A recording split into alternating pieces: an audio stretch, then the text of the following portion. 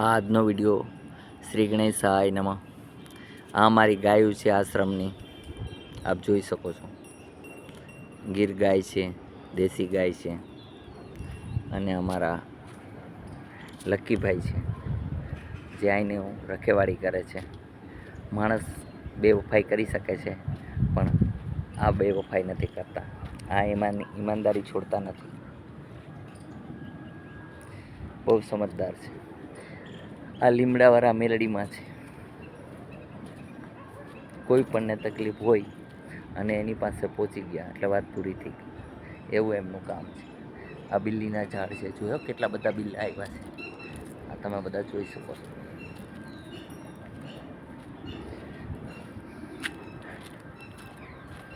આ ગાયનું મશીન છે. આ ધૂણામાં મેલવાના છાણા છે. આ ગાયો માટે ખોળ છે. આ પિરામિડ છે આખું, એની અંદર ધૂણો છે ગોરખનાથનો.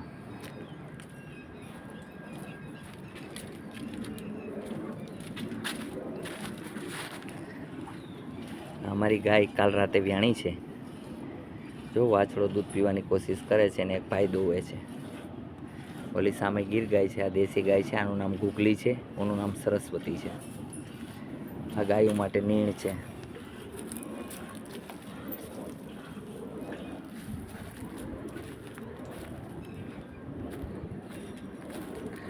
આ ધૂણાના દર્શન કરવાથી ઘણા બધા દૂધ દૂર થઈ જાય છે. જે ચપટી ભભૂત મેં હે ખજાના કુબેર કા, એ આ જ ભસ્મ, બીજી કોઈ ભસ્મ નહીં, ધૂણાની ભસ્મ.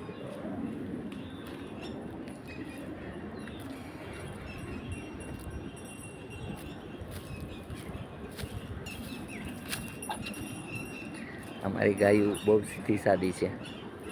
જો કેટલી હાથ ફેરવીએ એટલી ડાય છે.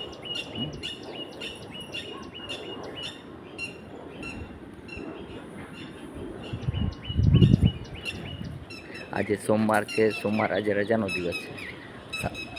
સામે બેઠેલા અમારા મહાકાળીમાં છે.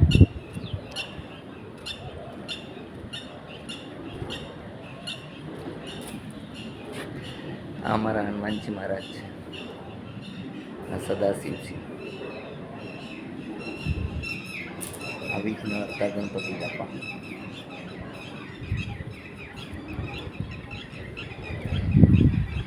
ઘણા લોકોને વાર સમજાવું તો પણ ઘણા લોકો સમજતા નથી. એ દુઃખ થાય છે.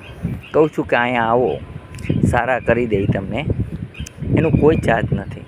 મહેનત કરીએ અમે એકોપ્રેશર પોઈન્ટથી, બોન થેરાપીથી, કોઈ પણ રીતથી તેલ લગાડીને જે કાંઈ હું દેશી દવા બનાવું છું એનાથી સારા કરી દઈશ.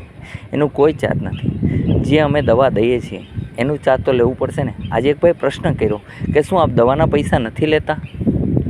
તો મેં એમને કીધેલું કે ભાઈ હું દવાના પૈસા લઉં છું, કારણ કે દવા મારા ઘરમાં ઉત્પન્ન નથી થતી. દવા ન લેવી એ તમારી મરજીની વાત છે. હું નવગ્રહની સામે જ કહું છું કે જે દવા છે એ મારા ઘરમાં ઉત્પન્ન નથી થતી. હું ઘણા બધા બિલ ચૂકવું છું. જેમ કે મેં કીધું હતું કે ચાનું મશીન મગાવીશ, તો એક ભાઈએ મને કીધું કે ચા તમે 30 કિલો લેશો તો એની અંદર ચાનું મશીન ફ્રી ઓફમાં ચલાવવા માટે આપશે. જ્યારે એની ચા લેવાનું બંધ કરશો તો મશીન પાછું લઈ જશે. એ માટે થઈને મારે ચાનું મશીન કાલે 30 કિલો ચા મગાવી અને ચા બધાને પીવડાવવા માટે થઈ અને મશીન લીધેલું છે. અને આજે એક બીજો મશીનનો ઓર્ડર આપ્યો છે. જો ઈશ્વરની કૃપા થઈ જશે, મારા એક બે સેવક પણ એવા છે મને જે હેલ્પ કરે એવા, બરાબર છે. તો ભાઈ કોઈ ચમત્કાર થઈ જાય, હનુમાનજીનો હેલ્પ થઈ જાય તો એવું મશીન મગાવવું છે જેને કારણે માણસો ઠંડુ પાણી પી શકે. ઠંડા પાણીની સુવિધા પણ હું કરી દઉં. જેમ કે ચિકનગુનિયાવાળા માટે તો ગરમ પાણી જ ઉપયોગી છે, પણ ઘણા લોકો ઠંડે પાણી વગર રહી ન શકતા હોય ને એ કોઈ વસ્તુ મળતી નથી આસપાસમાં, કારણ કે આ બાજુ ગામ 2 કિલોમીટર દૂર છે, આ બાજુ ગામ 2 કિલોમીટર દૂર છે. એને કારણે માણસોને તકલીફ ન પડે એ માટે હું આવી સુવિધા પણ કરું છું કે જેને કારણે માણસને ઠંડુ પાણી પીવા મળે.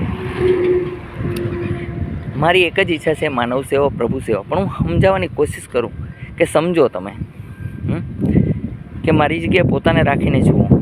હું જમવાની પણ વ્યવસ્થા કરું છું, નાસ્તાની પણ સવારે 4 વાગે આવી ગયો એને નાસ્તો પણ આપું છું. અને બપોરના સમયે આ 4 કુંડી છે જે ગાયો માટે રાખેલી છે. આ માણસને બહારથી આવ્યો ને પાણી પીવા માટે તેની વ્યવસ્થા છે. આ બોર્ડ છે આદેશ આશ્રમનું, તમે જોઈ શકો છો. મારી પાસે એટલો પણ ટાઈમ નથી કે જે બોર્ડ બનાવવા છે અને બહાર લગાડવાની ઈચ્છા છે, જેને કારણે ગોતવામાં તકલીફ ન થાય. પણ આજ લગન કોઈએ મને એવી વાત પણ ન કરી કે આમાં કાંઈ જરૂર હોય તો મને કહેજો કે અમે બોર્ડમાં લગાડાવી દઈશું, હેલ્પ કરશું. કે તમારે જમાડવા છે તો ચાલો અમે 2-5 જણા અહીંયા આવીએ અને જમાડીએ અને રસોઈ બનાવી દેશું. હું તો ચાર્જ દેવા પણ તૈયાર છું, કે જે કાંઈ ચાર્જ લે એ પણ આપવા તૈયાર છું. આ વડલા છે, અંદર ગેટની અંદર આવો એ પહેલાં જ 2 વડલા દેખાશે. હું પગાર દેવો પણ તૈયાર છું, કે કાંઈ પગાર માગશે તો પણ દેશું. મારે તો માણસોને શાક, રોટલી, દાળ ભાત એવું બધું ખવડાવવાની ઈચ્છા છે. પણ અત્યારે એક ભાઈ મને એવા મળી ગયા છે ગરણી ગામની અંદર, તો મને ગાંઠિયાને લાડવા રોજ બનાવી આપે છે. એનું જે ચાર્જ થાય તે હું આપું છું. પણ એ ગામ કરતાં મને ફાયદો કરી દે છે થોડોક. એને પણ ઈચ્છા થઈ કે ભાઈ સેવા કરવી જોઈએ, તો એ ભાઈ મારી પાસે ખાલી 2600 રૂપિયા લે છે. એની અંદર 10 કિલો ગાંઠિયા આપે છે, 10 કિલો મને લાડવા આપે છે. પણ મારી તો ઈચ્છા એવી છે કે બધી જ વસ્તુ એમ બધાને જમાડું, પણ માણસો મળી જાય તો બહુ સારું. આદેશ જય હનુમાન. મારાથી કાંઈ ભૂલો એ ગયું હોય તો મને ક્ષમા કરજો.